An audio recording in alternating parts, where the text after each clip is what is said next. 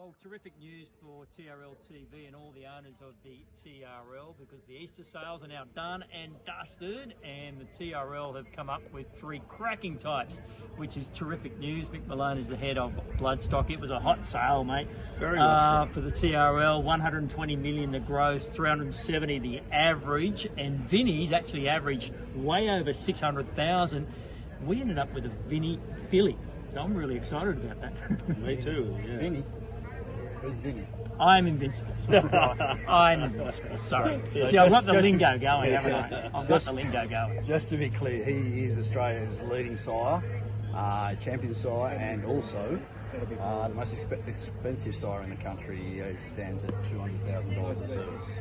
So, yeah, we're on. So we should put that in perspective, I guess. So lot 142, I am invincible, Vinny, an unequivocal the Dam, $275,000 paid. So, yeah, that's good shopping. It is. And from another singled out man with a good strong page at Easter.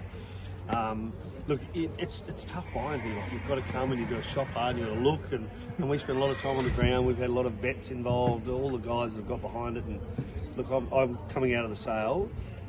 I actually didn't think we'd get set as well as we have, and I feel so happy about what we've got. Like at Magic's, they joined that group really well, and I'm excited. Yeah. So Steve, as CEO of the Racing League, you'd be pretty happy because it was going to be tough, wasn't it?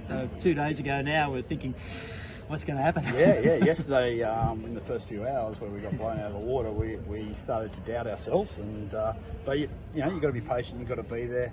As the boss of Inglis said to us, you've just got to be there at the right time and Sit and be patient. Yeah, be patient. We were. Yeah. So that's paid off yesterday and again today. It was. So just capping off 142, we spoke about the I'm Invincible filly. Lot 219 was the star turn as well, and that was a bit of a bargain, wasn't it, Mick? 140. I think so. And you really like the horse, so you make those little notes and go, really like. Yeah, he was a big FM for me, and he just had lovely, great big forearms on him, and that good shape to him. Albeit he's from a family that, you know, won a Melbourne Cup. Like the mare's a half sister to Bow and Claire, who won the Melbourne Cup. But for me, I think what I was saying before is that you might just get him nice and sharp and early, but that will give him longevity as a racehorse and stamina that as a 3-year-old he might get over a mile and you have a lot more fun. So that's the sort of horse he looked like to me. And Steve, we talk about farms and buying off good farms, and that came off Fairview Park, which has produced Moss Fun and also Prime Star. Yeah. So pretty good farm, because a lot of people might not know that farm as being you know, as famous as some of the other farms. Yeah, and I think Prime Star's won over $1 million now, and was a golden slipper with it. Won the golden slipper. So it's a huge factor in what we do. And wow, for a small farm to have done that, and plenty more stakes horses. I can't think of off the top of my head, but they've had a phenomenal result. And those smaller farms, because they don't stand stands, they're not household names. You know, it's a bit like Elder Farm. You know, that just happens a little bit sometimes. And Steve, I guess we had 11 earmarked for day 2, and the prices just were red hot again. And it was a matter of missing out on a lot early because they were just too expensive, basically. Yeah, we got absolutely blown away on a couple, but that's all right. Yeah, it's going to happen from time to time, and we've seriously got blown away there a few times. So anyway, that's all part of it, and just got to be there when it matters. And in the end of the day, it came down to a pretty big decision, which was real TV. Do we wait for the Russian Revolution at the end, or do we go with what we know is one of the best proven crosses in the stud book, which is a Piero out of a Reduced Choice mare, and we'll share some of the statistics around that, but it's off the charts. It's a really good cross in terms of breeding racehorses in Australia. And that horse was bred by Stewie Ramsey, who's bred some of the best, and bred a lot of Pieros off his farm at that, exactly on that cross. That have been very, very good. Yeah, he's the breeder of 4 Group 1 winners and a truckload of stakes winners. So, you know, in terms of minimising risk, in terms of what we're buying, sire, dam sire, breeder, you get massive ticks.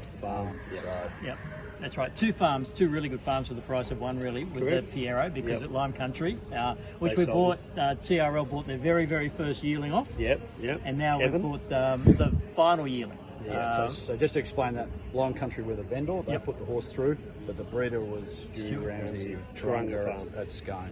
So Stewie got Lime Country to vend the horse on his behalf.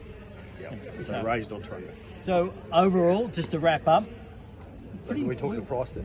yeah, $286,000, Including GST. Yeah. including the GST. Yeah, so the underbidder was Coolmore, I believe. Yep, that was correct. And there was someone else that was pretty serious there, next in line. I can't recall now, but yeah, that's encouraging to hear. Well, the Coolmore on, that means James Best has been advising there, and he's one of the best judges in the country. So it's good to beat them in that regard. So just overall, pretty good. We walk away extremely happy, I would imagine.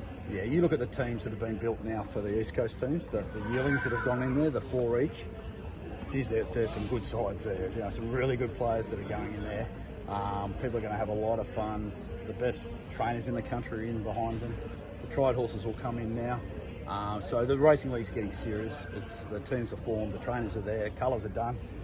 It's on. Yeah. Mick, got to thank you, mate. As head of our bloodstock team for TRL, you put an enormous amount of hours and heartache into inspecting all these.